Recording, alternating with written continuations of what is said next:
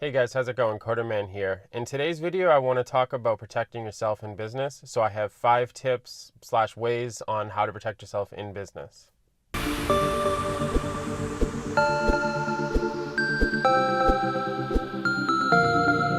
So at some point in your business, you're going to have an issue, whether it's with a client or with a vendor or with an employee.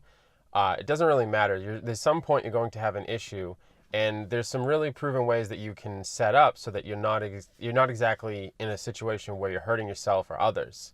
So I've created 5 ways to help protect yourself with business.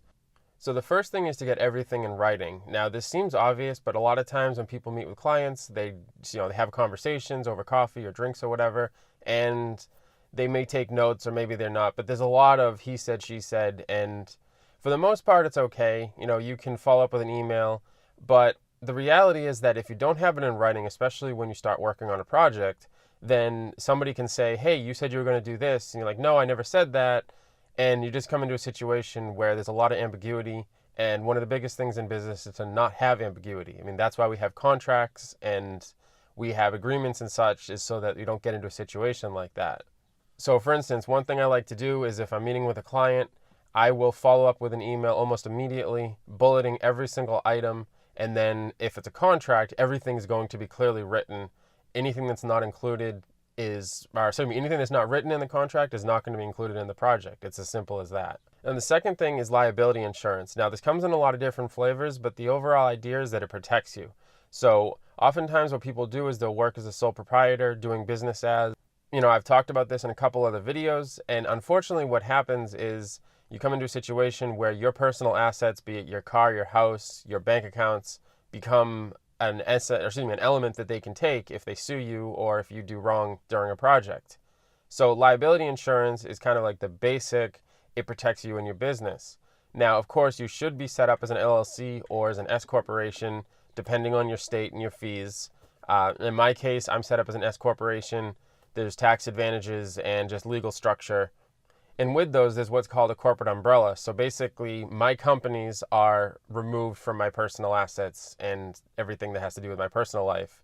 So if something were to go wrong, then somebody could only go after the business. Another level on top of that is liability insurance, which protects you if something goes wrong before they can even come after the business. You have insurance, like you have car insurance, house insurance, flood insurance, whatever it happens to be. If something happens, they go after that first. They don't come after your personal assets. So definitely make sure that you have that. It doesn't matter how much money you're making in business, you definitely want to protect yourself. The third point deals with when a relationship degrades. This is bound to happen at some point in your professional career. It's just a fact of life, whether it's your boss or a client. And what ends up happening is tempers flare. Even though you're supposed to be, you're supposed to remain professional, it's just things happen where things are said and you have to deal with it as you go. But the problem is you end up with yourself on the phone or sometimes in person. And this is one of those times where it goes back to point one, that everything needs to be in writing. So it's never more important now than really any other time, because if you end up getting into a situation where you go through litigation and you have to go before a judge, even if you have a mediator, you need to make sure that you're protected and your business is protected. So any sort of deals or side deals or anything like that are just going to hurt you. So a perfect example of that is, let's say that you have a project that when you finish, you're getting paid the final 10 grand. And they keep adding stuff. And they're like, hey, you know what? If you do these 5 things, we'll pay you 5 grand, we'll cancel the project, and we'll just walk away and live happily ever after. Okay, you have a handshake deal, that's great, but now you go and do those 5 things, you try to get paid, and all you have in writing is the contract. So no matter what was said, if you didn't sign a contract or you didn't have an amendment to an existing contract or anything of the sort, you're putting yourself in a situation where you're going to get screwed. It's not a matter of if you're going to get screwed, you will be. So you definitely want to make sure that that stuff is in writing and there's no final verbal communication. So you can speak on the phone, but like before, follow up. But it's especially important here because if you get involved with verbal communication, you're going to end up in a bad way.